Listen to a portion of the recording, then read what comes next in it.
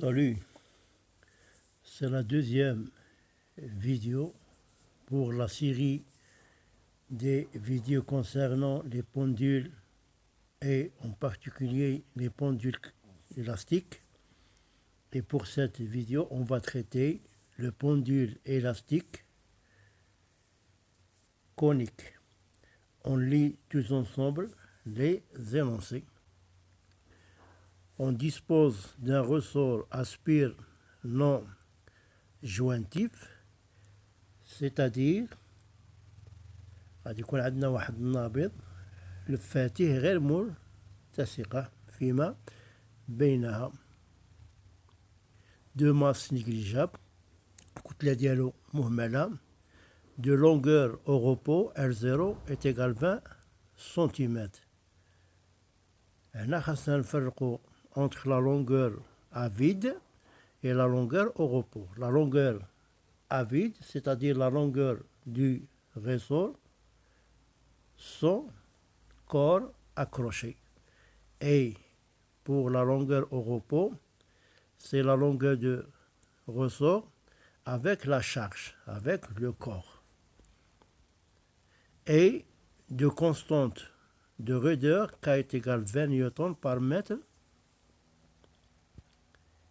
On enfile ce ressort sur une tige ôtée. يعني نقوم بلف الساق ôté بهذا النابض، والساق فهو ملتصق عند النقطة O بواحد un axe vertical delta par rapport auquel elle est inclinée de θ est égal 60 degrés. C'est-à-dire, il y a un angle de 60 degrés entre la tige ôtée et l'axe vertical delta. L'une des extrémités du ressort est fixée à la tige en haut. يعني أحد طرفي هذا النابض ملتصق بالساق عند النقطة O.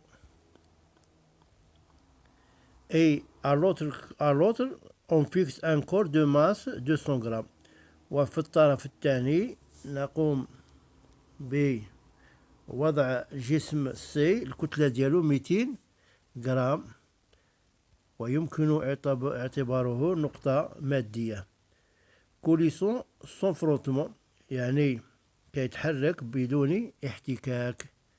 sur OT. L'ensemble delta OT tourne autour de l'axe delta à la vitesse angulaire constante oméga est égal 6 radians par seconde.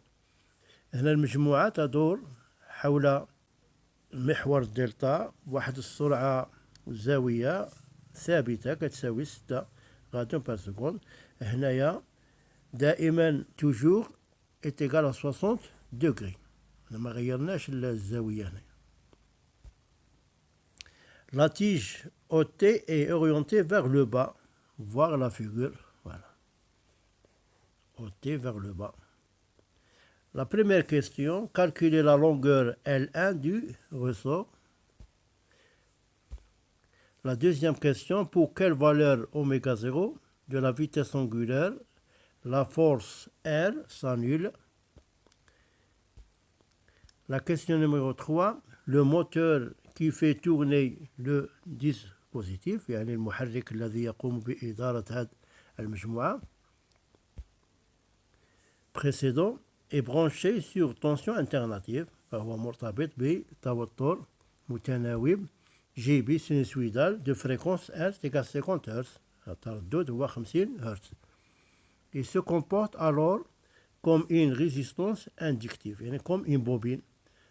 Dans ces conditions, le facteur de puissance du circuit est égal à racine de 3 sur 2.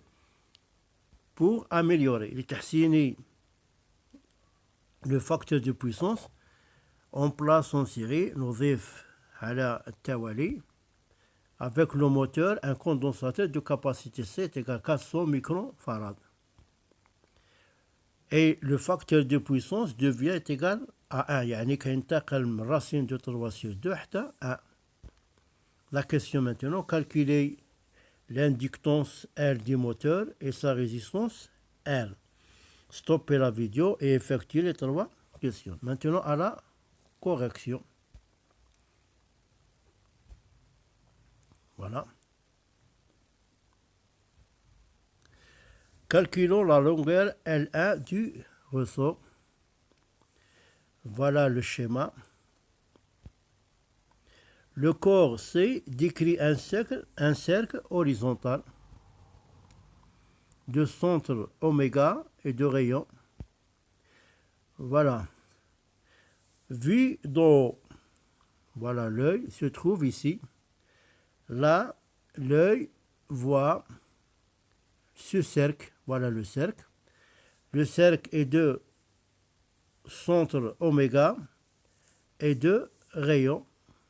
Maintenant, on peut voir le corps de profil. Voilà la position de l'œil. On voit un triangle rectangle en oméga. Là, on peut appliquer le sinus pour trouver le rayon oméga L. Nous avons ici le sinus est égal côté opposé sur l'hypoténuse, c'est-à-dire sinus alpha est égal C oméga sur L1, d'où C oméga est égal L1 sinus θ. Le mouvement de C est circulaire et uniforme. Maintenant, on va voir le bilan des forces exercées sur le corps C au cours de son rotation. Tout d'abord, on va tracer une droite qui engendre la position de la tige. Et ensuite, on positionne le corps C. Et on représente la force T. C'est la force exercée par le ressort sur le corps. Son but est de remettre le corps à sa position d'équilibre et on appelle cette force, c'est une force de rappel. Et ensuite, on va tracer la force R et il faut qu'elle soit perpendiculaire à la tige. Pourquoi? Parce que le glissement se fait sans frottement. C'est une fonction exercée par la tige sur le corps C. Et le poids du corps C, P. Maintenant, pour choisir le repère orthonomé, on va choisir un repère orthonomé de telle sorte d'obtenir R dans une expression où on ne trouve pas T et l'inverse. Pour cela, on va choisir le premier axe de ce repère, c'est celui-là, X. Là, au moment où on va projeter ces forces, pour R, elles deviennent nulles, mais pour T, non. Maintenant, pour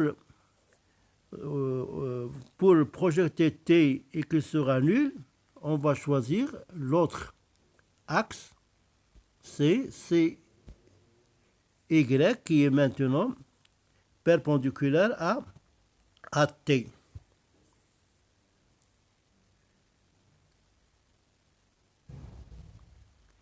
Et ensuite, on ajoute l'axe de révolution, l'axe de delta, et l'angle θ et l'autre l'angle θ parce que ce sont deux angles correspondants. Nous avons une séquente, la séquente ici c'est X et deux parallèles. Les deux parallèles, c'est delta et la droite qui passe par le vecteur P.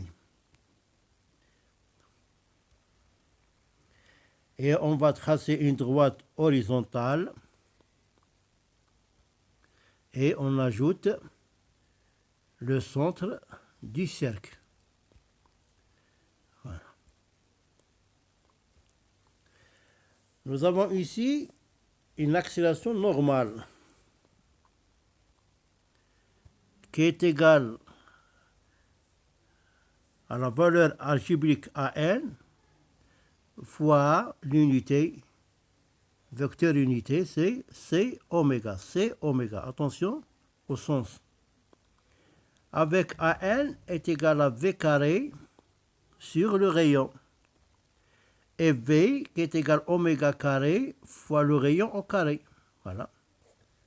Nous avons oméga carré R au carré, c'est-à-dire le rayon il y a oméga C, sur R il y a oméga C. On va éliminer l'un d'eux et on obtient qui est égal à oméga carré fois le rayon fois le vecteur unitaire. Et on va remplacer oméga C avec L1 sinus θ, déjà calculé. Voilà. Voilà l'expression de AN, c'est-à-dire l'accélération normale. On applique la deuxième loi de Newton, la somme des forces extérieures est égale à mAg.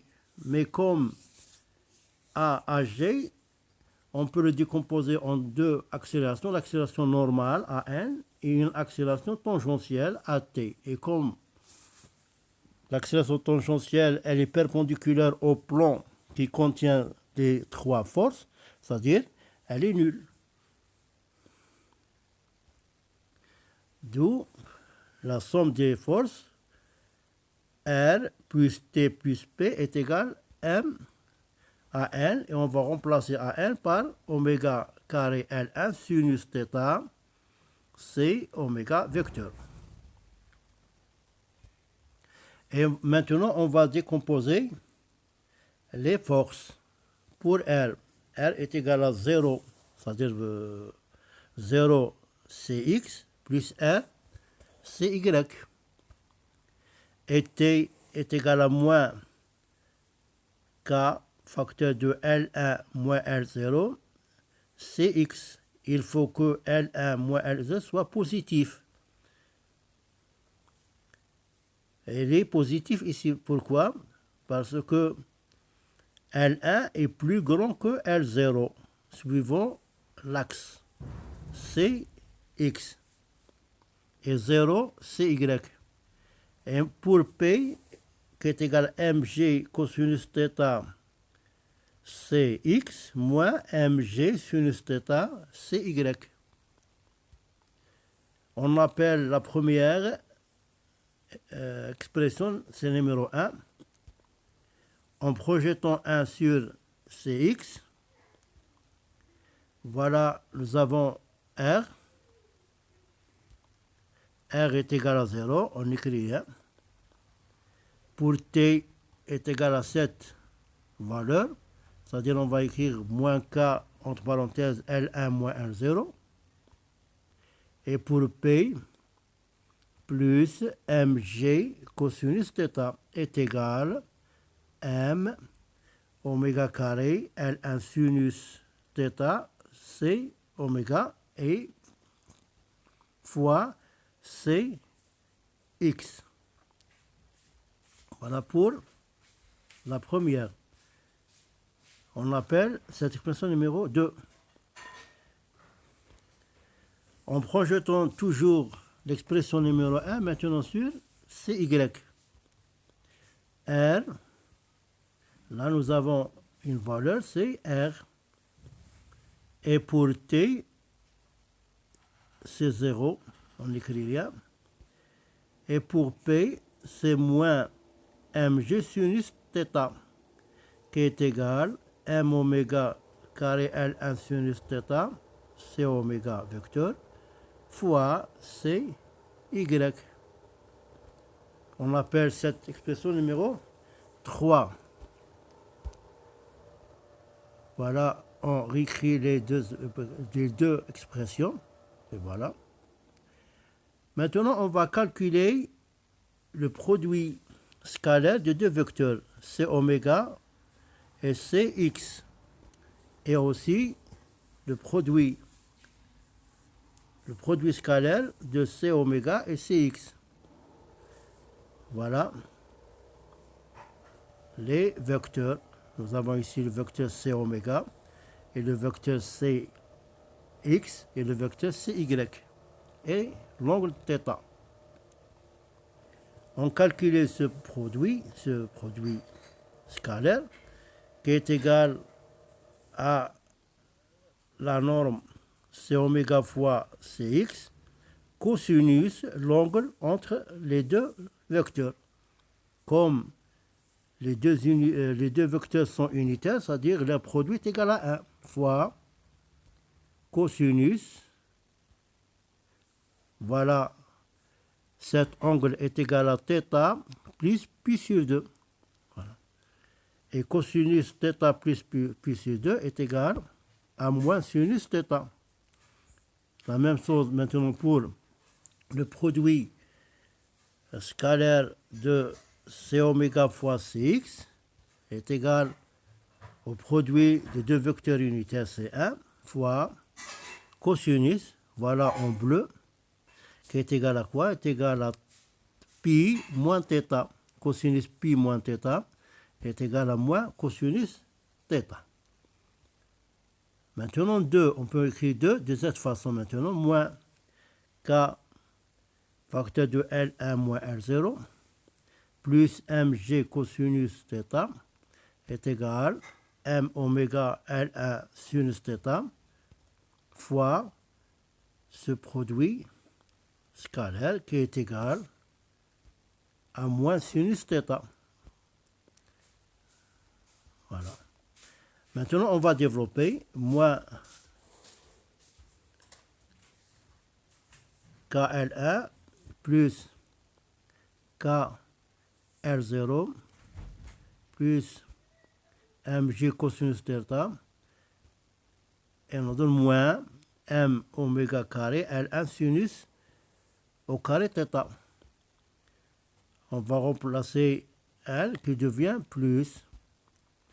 Là, on peut mettre L1 en facteur et on va faire un petit travail, une étape ou deux, et on obtient cette relation. Il faut que vous la trouviez.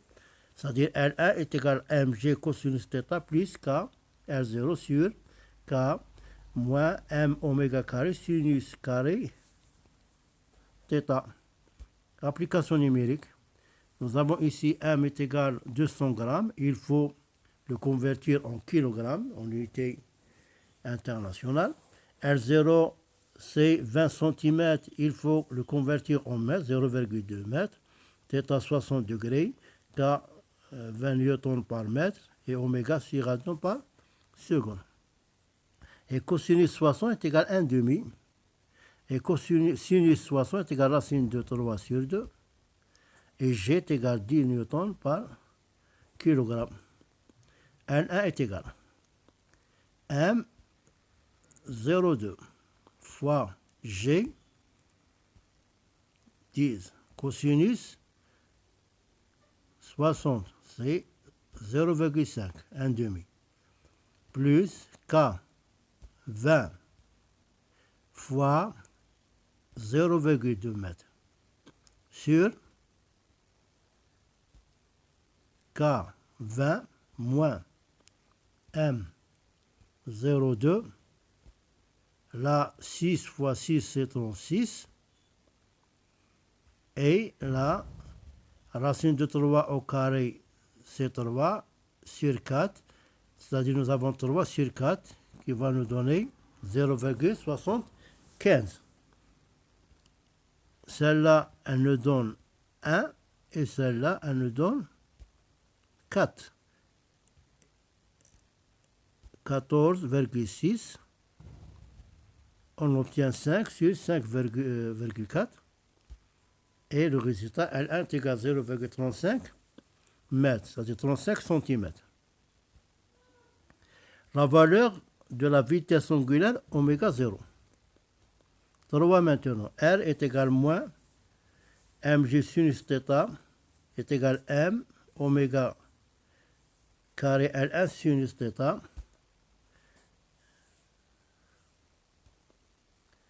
Et nous avons le produit scalaire qui est égal à moins cosinus θ. On va le remplacer ici.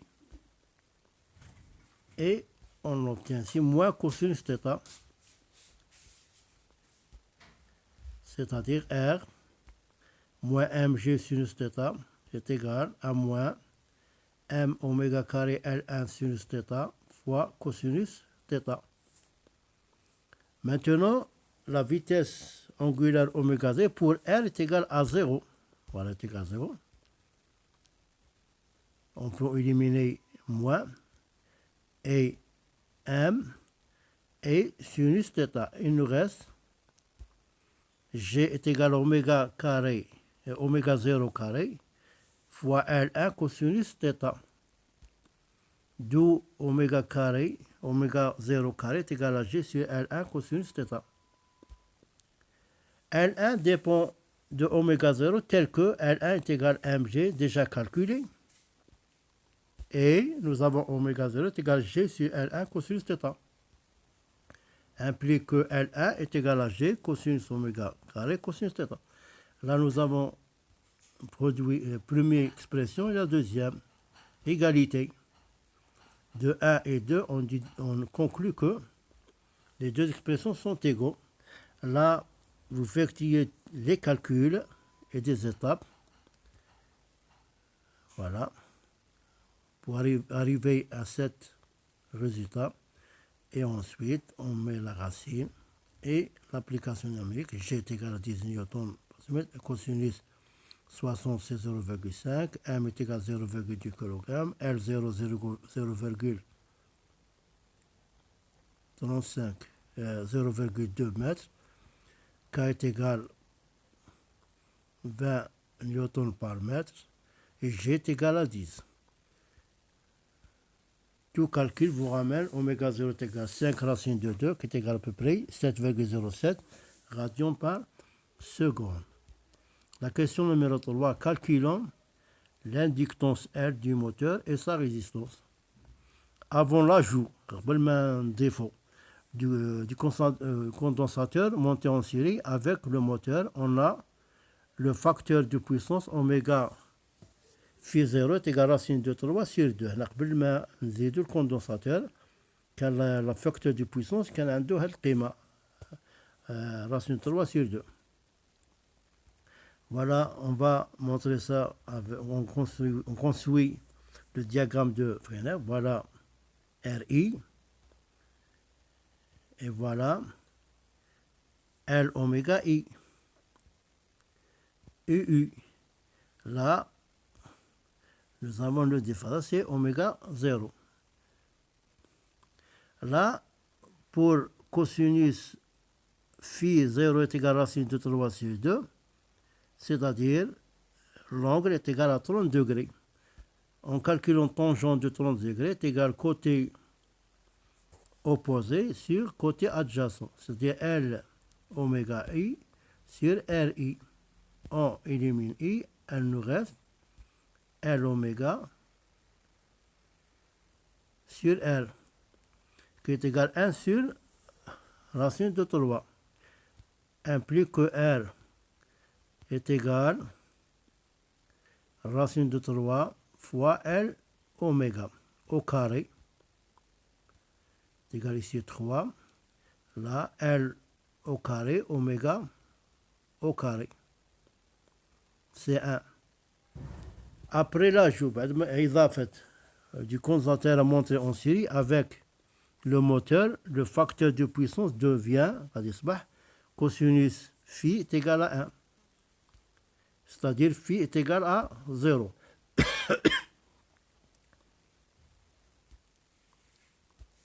Construction de Fresnel, RI, L oméga I et 1 sur I sur C oméga. Pourquoi? Parce que l'angle est égal à 0.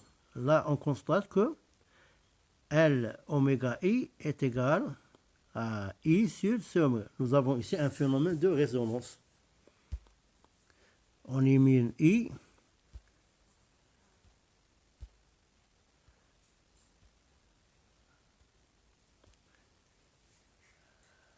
L est égal à 1 sur C oméga. C2. C est égal à 400 microfarads. Micro, c'est-à-dire 10 à la puissance moins 6 fois 400. Elle nous donne 4 fois 10 à la puissance moins 4 farad. N est égal à 50 Hz, la fréquence. Oméga est égal à 2 pi N, c'est-à-dire est égal à 100 pi radians par seconde.